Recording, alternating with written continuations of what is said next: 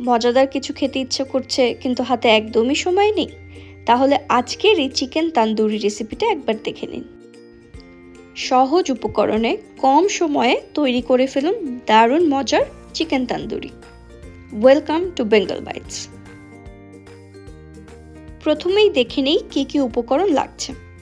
আমি এখানে 1 KG chicken নিয়েছি 1 টেবিল চামচ আদা বাটা, 1 টেবিল চামচ রসুন বাটা, 2 টেবিল চামচ টক দই, আরও নিয়েছি ইনস্ট্যান্ট চিকেন তন্দুরি মশলা।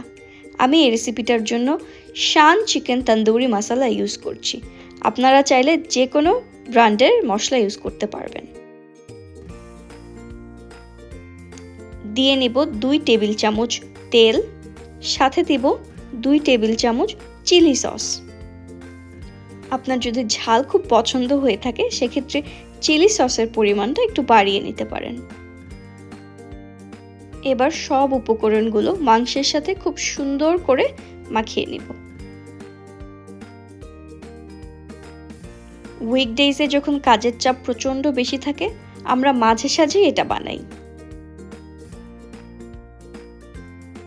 এবার ম্যারিনেট করা মুরগির টুকরোগুলো এয়ার ফ্রায়ারে দিব। 400 ডিগ্রি ফারেনহাইটে 15 মিনিটের জন্য ভেজে নিতে হবে। 15 মিনিট পর মাংসটি প্রায় 70% মতো সেদ্ধ হয়ে গিয়েছে। এবার আমরা মাংসটি উল্টে দিয়ে আরও 10 মিনিটের জন্য 400 ডিগ্রি ফারেনহাইটে ভেজে নেব। আপনারা চাইলে এই রেসিপিটি কিন্তু ওভেনেও তৈরি করতে পারবেন। সেক্ষেত্রে 350 ডিগ্রি ফারেনহাইটে আমরা ওভেনটি প্রিহিট করে নেব। মুরগির মাংসগুলো 25 মিনিট ধরে বেক করে তারপর সেটাকে উল্টে দিয়ে আরও 10 মিনিটের মতো বেক করে নেব।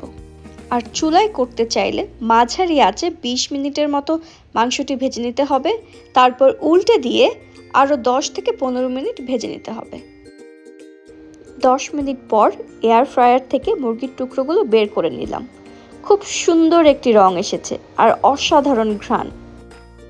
ব্যাস তৈরি হয়ে গেল রেস্টুরেন্ট স্টাইলের জুসি ও মজাদার তান্দুরি চিকেন।